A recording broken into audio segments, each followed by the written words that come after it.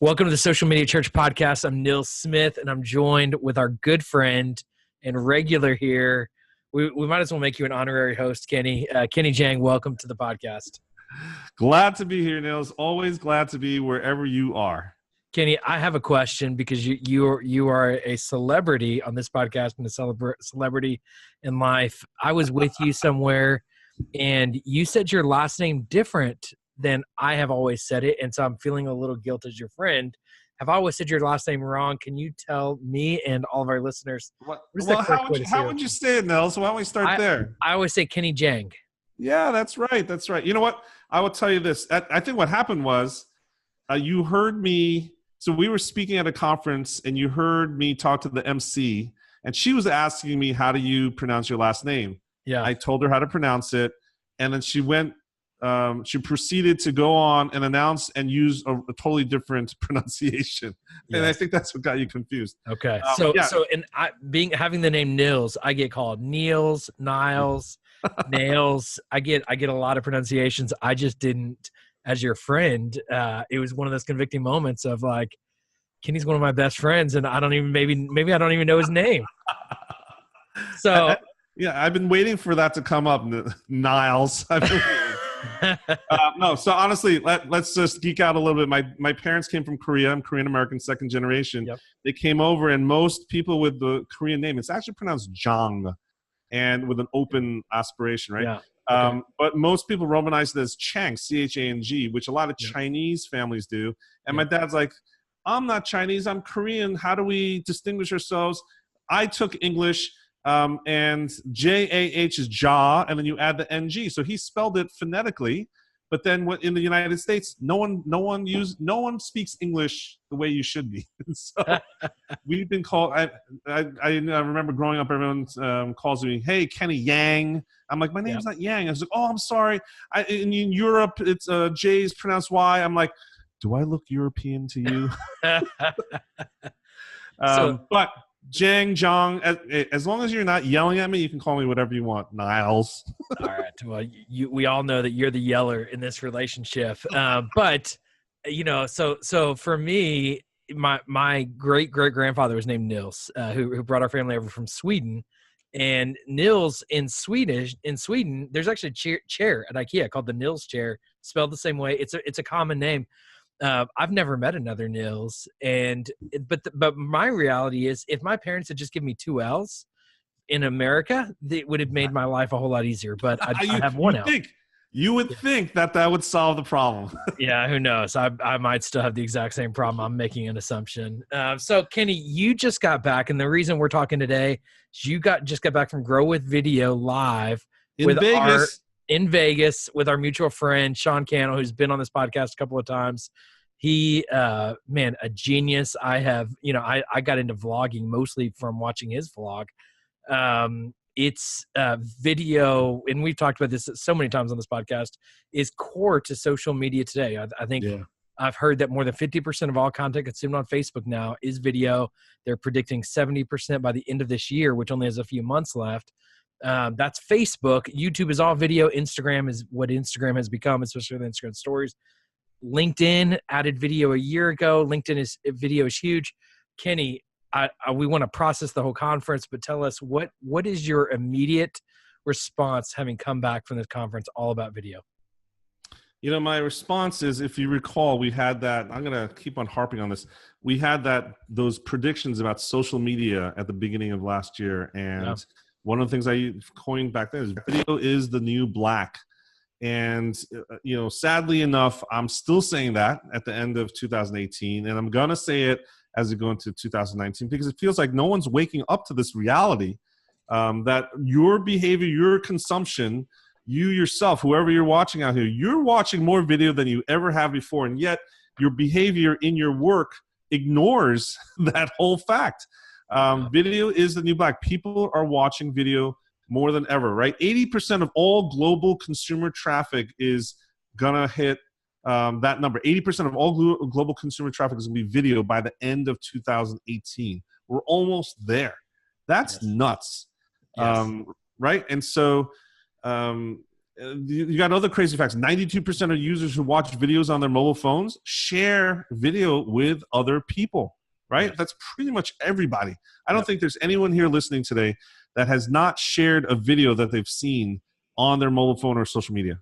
Yep. And so your behavior is doing that. Why aren't we following through with that on the publisher side? That's my big question.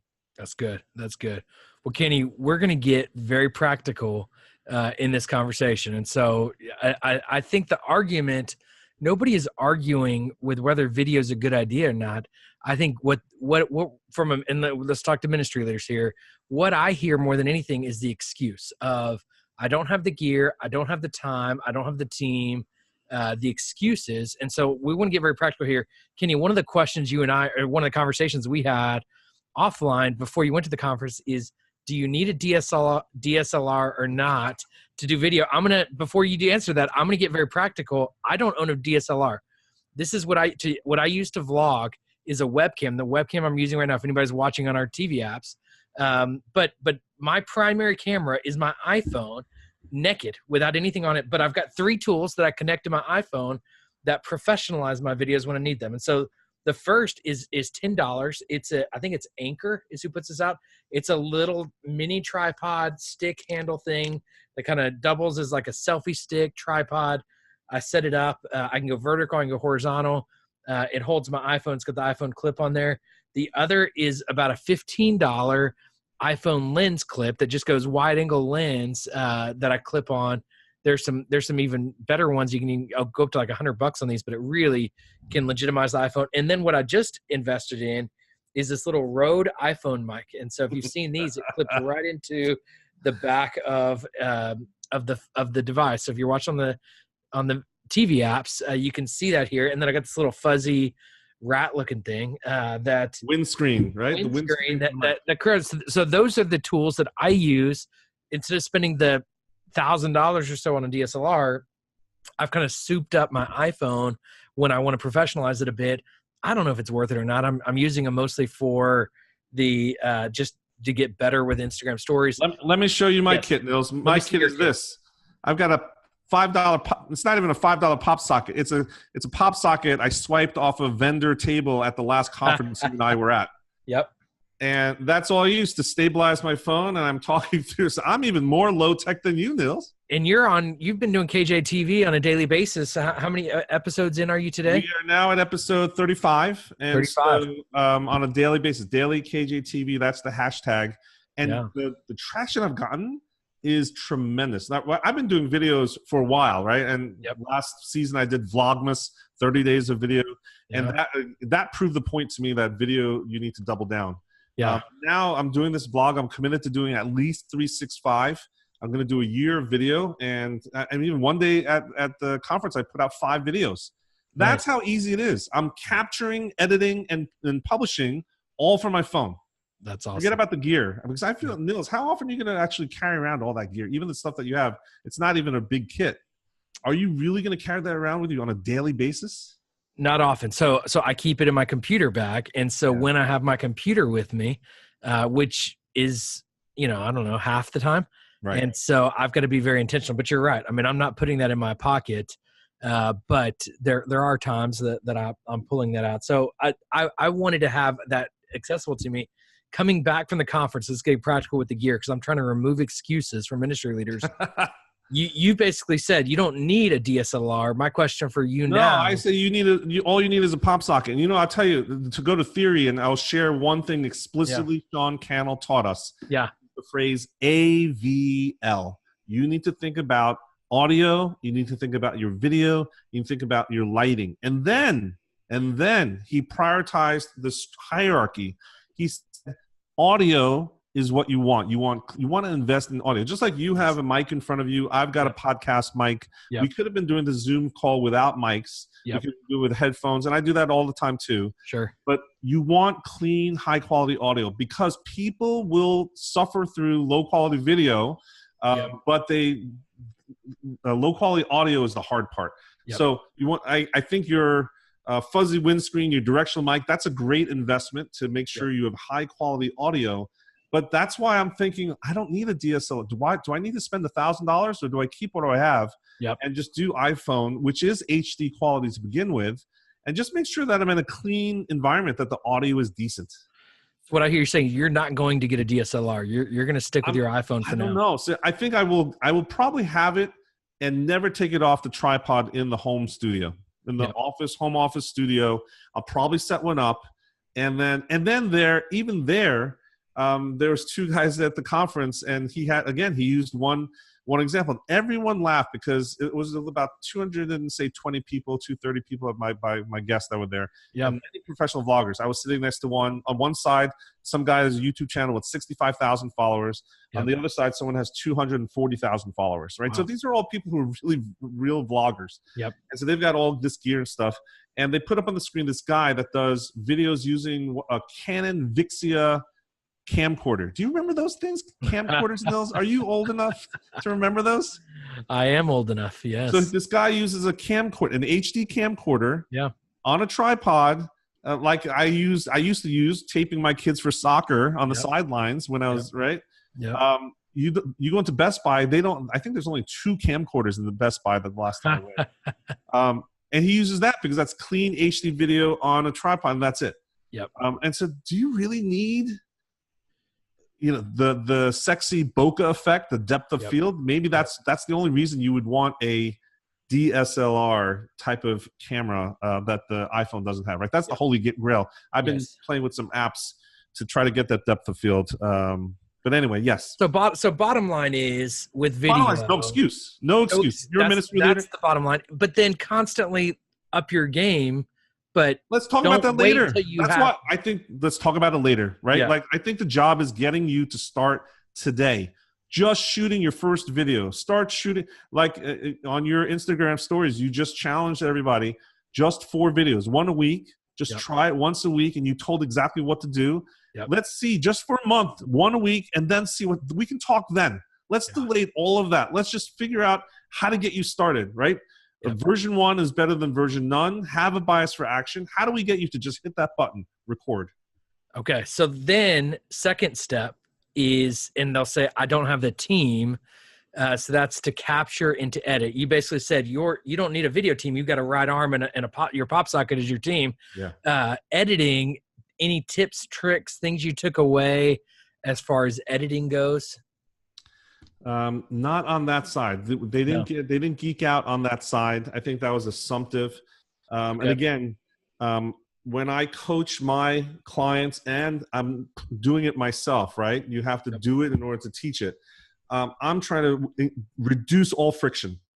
Yeah. Knowing that if I have to set up a process, and I have employees and a team, I actually have 2 videographers on my team, but I'm not delegating this portion of it because, like at the conference, one day at the conference, I put out 5 videos, and no one else that was doing professional vlogging put out 5. This is seriously practical. Capture it, edit, and publish. And for me to edit a 3-minute vlog takes me 15 minutes or less, and then just push it out. That's all you need to do. So again, no excuses. If I can do it on the go, so can you. While you were answering that question, Kenny, I captured a video and I distributed a video on Instagram stories. That is how easy it is to capture and distribute. And you're being totally serious about it, right? I am. People here thinking that you're mocking me, but no, I think you probably are mocking me. But at the same time, you literally did put out a video. I did. I captured it on Instagram with my camera. It basically, I just hit submit. I added a little even text overlay. I had time to do that while you were answering that question. It is that easy. We overthink this too often. So here's then the next question of capture, edit, distribute. Where should ministry leaders be thinking from a distribution channel? Is this basically create and distribute everywhere, or do you need to be thinking platform specific? When it comes to video, what was the conversation out of the conference? Again, so it talked about, there was a YouTube conference where Sean Cannell is known for YouTube. Yep. But he was talking about, look, you need to syndicate into multiple places. And then there was also talk about, don't go crazy. Stick with what you're comfortable with, stick with where your base is first, and then incrementally go out. And so that is, there was a bombshell that was dropped in terms of that later. But what he's saying at the end of the day is you just need to start and be consistent. Consistency was one of the big things. You need to be consistent. You need to be consistent in publishing. And so consistent being once a week, once a month, once a day. What is consistent? I think they came down to the general consensus and of all the speakers. The general theme, I think, if you mystery shopped all the guests, the participants, it's about a weekly thing. Once a week is kind of like the minimum that you want to do. Now you can put up bonus episodes, etc. You don't need to go crazy like I am doing daily videos. Yep. It's just for me. It's that easy. Like I'm sitting on 7 episodes extra episodes that I have. You got and that's including the 5 that I put out on Wednesday, right? On top of that, I'm able to create these short videos. And again, you don't need to create long videos. You need to think whatever you think is reasonable and put that in half. Yeah. So whatever you think is reasonable length, you need to cut that in half. Reduce the burden on yourself. You need shorter content, bite-sized pieces. It's not even bite-sized. It's like micro bites. Think of it that way. So that's good. There's one creator on LinkedIn. All she does is ask a question. She's an intro. She literally just asks a question. I think she might repeat it twice sometimes, but most times not. Yep. And then it's an outro. So it's some strategic question she wants to challenge you with. And then she goes out, and she's one of the highest ranked video creators out there. Interesting. So shorter, it's interesting you say shorter content, because what I have heard on YouTube specifically is video content is actually getting longer. And so I'd love to hear even how you would define shorter. And then one of the things I remember, Sean spoke at Dunman Company's Ministry Summit this last year. And one of the lines he said that is rung over and over again is a video should be as long as it needs to be and as short as it can be. Yes. And I thought, man, what a great line. I've repeated that so many times, is because so many people ask how long should it be, or how short should it be? And his answer was basically however long it needs to be and as short as it can be. But that's vague still. What's an ideal length that maybe ministry leaders should be thinking about? Again, I think, so he put up an example on the other end of the spectrum. You would think he would give you, say, hey, it's 30 seconds, 90 seconds, 8 minutes, whatever. He gave an example of a channel that this guy is doing 4-hour videos. He's this guy, I forgot, it's a gardening or something outdoors, either mechanic or something. He's literally sitting outside and he does these 4-hour video streams. Yep. And he is crushing it. The number of subscribers he has is crushing it, and the revenue he's making is crushing it. What he talked about was, it's not about length, it's about engagement and hang time. So it's minutes of people watching. So one person watching 4 hours is equal to hundreds of people watching 1 minute. And so make sure that whatever you put out, it's engaging. And this is where numbers makes a difference. Like when we were growing up and everyone says math matters, numbers matter, right? This is one of those examples where it matters. You need to be able to, and it's not complex. You need to be looking at your insights and seeing, what's the average hang time? When do people fall off on my videos? And look at that and then say, wow, if they're dropping off before 50%, your videos are too long. Yeah, because you're penalizing yourself. Yeah, you're penalizing yourself because people are watching less than 50% of the videos, and you gotta get shorter. And I understand you're trying to get to 8 minutes, 10 minutes. Yep. Most of the videos out there can be done shorter. That's good. So, if you're advising a church where to start with video, do you say just start with a sermon, or do you say start with something else? And then 2, what platform? My personal opinion, one, I personally think every church needs to start with Facebook, and not even just with video, just with social. If you're not doing Facebook, don't go anywhere else. But I think the biggest, and then Instagram is the sexy platform right now. It's hot. I think that needs to also be a priority. But I think YouTube is probably the biggest missed opportunity for churches. But YouTube is a beast in and of itself. And to do YouTube well really does require a lot of energy and effort. Kenny, I'm curious what your perspective is, especially coming out of the conference from a platform perspective. You're advising a church leader. For church, so this was not a Christian conference or church conference, Yeah. although Right. I would say anecdotally a third to more, less than half, That's about awesome. half or to a Awesome. third were Christian, which was Awesome. really interesting. It was great to be in that environment. Yeah. So I would say there's a lot of simple things. If we're going to go like your prescription on Instagram stories, which I thought was fantastic, a simple thing is a video cover letter, a simple introduction. Hi, my name is this. I do this at the church. This is what gets me excited, and this is what I love about our organization. And I'd love to shake your hand or meet you or take you out for a cup of coffee. A very brief introduction. It's the equivalent of a handshake, a salutation, right? That's the simplest thing to do so that people get to know you. You want to humanize the experience. That's what video is for. That's what social is for. Yep. They're coming to your church. You want to humanize that experience before they get there. And so just a video cover letter that we call it, right? Or just an introductory video that says, hey, my name is Kenny Jahng. I'm the pastor of ABC Church. I've been pastoring for 17 years.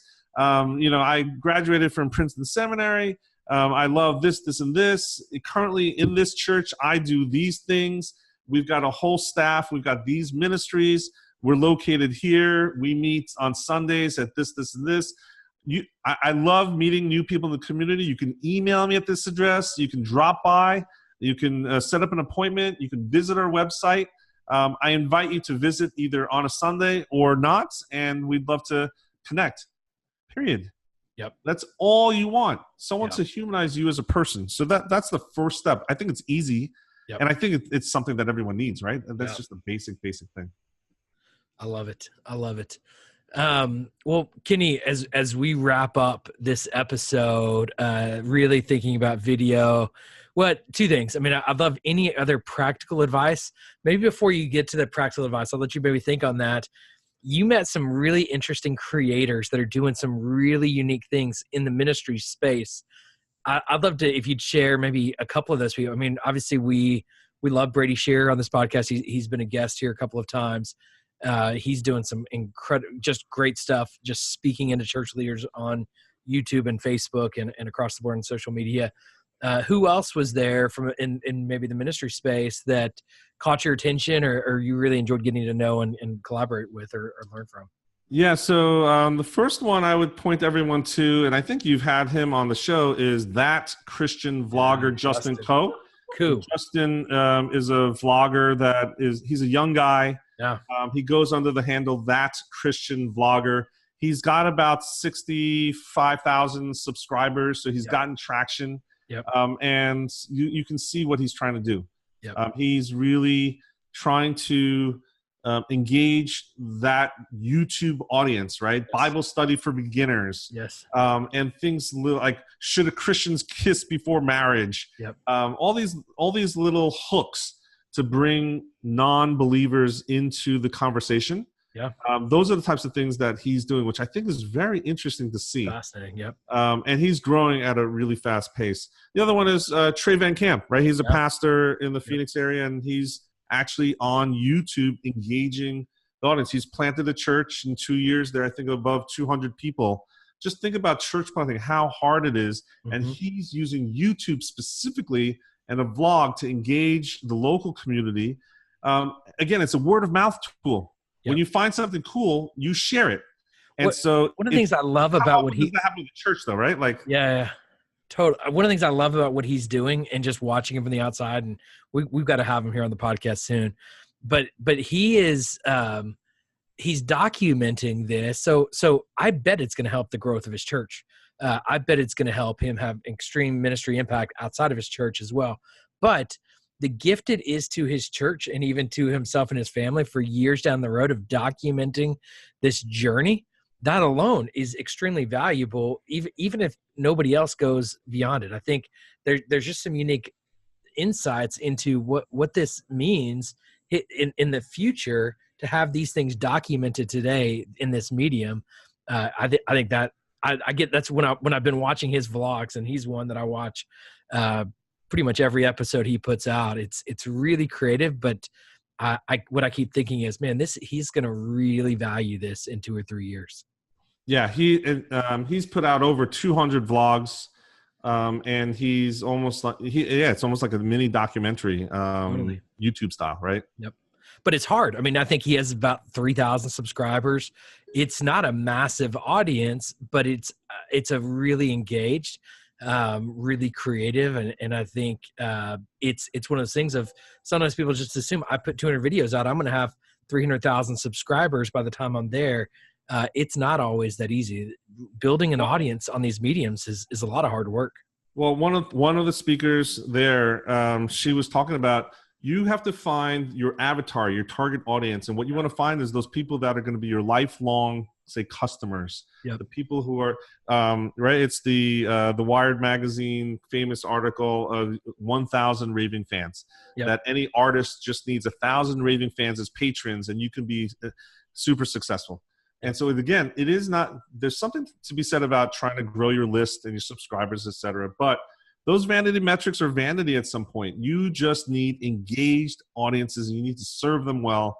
And the storytelling part of it is, that part of the equation, that you engage them with authenticity. And you don't need that many people. You're right. He only has 2,500, 3,000 people following him. And you don't need the 65,000 that Justin have, or the 1 million that Nils, your channel, is going to have next week, right? So it doesn't matter the numbers. It matters the engagements, and that's at the end of the day. And it's interesting that proves out the truth, right? Yep. I think the bottom line is hard work, and there's no guarantee that on the other side of the hard work is a large audience. Any others that stood out before we jump into that practical advice? There was a bunch. I mean, nothing. No one is specifically that. There was a bunch of beauty bloggers and fitness and a lot. What's interesting to me is that everyone's trying to get into this game right now. Yep. YouTube's been around for a while, but it's not too late. You have to look forward, not backward, and it's not too late. YouTube is prime for you. Video is prime for you. Only because culture has shifted. We've turned into a Netflix nation. We are no longer passively sitting back with a remote control. We are now actively searching for good content. Yeah, absolutely. Well, Kenny, as we wrap up this podcast, what final piece of advice coming home from this conference in Vegas would you give ministry leaders about video online? I think it's to talk about it and to do it. I think it's just like what we do back and forth, and we're doing this in this podcast format. We do it offline, is we are using each other as sounding boards. Find other people, whether it's in your team or other pastors or other ministry leaders, talk about it and then experiment. You can't look at this as publishing a book. Yep. You have to look at it as an experiment. And so have fun with it. Just get started. Love it. Talk about it. Do it. If you have not uploaded a video this week, what video are you going to upload next week? If you uploaded a video, how can you make that video better the week after that? And even a little better the week after that? And maybe are there 2 videos the week after that? So just keep pressing forward, embrace video, get better at video. It's not too late. It's actually just the beginning, and you need to get going on it. So Kenny, thanks for joining us. Thanks for your insights.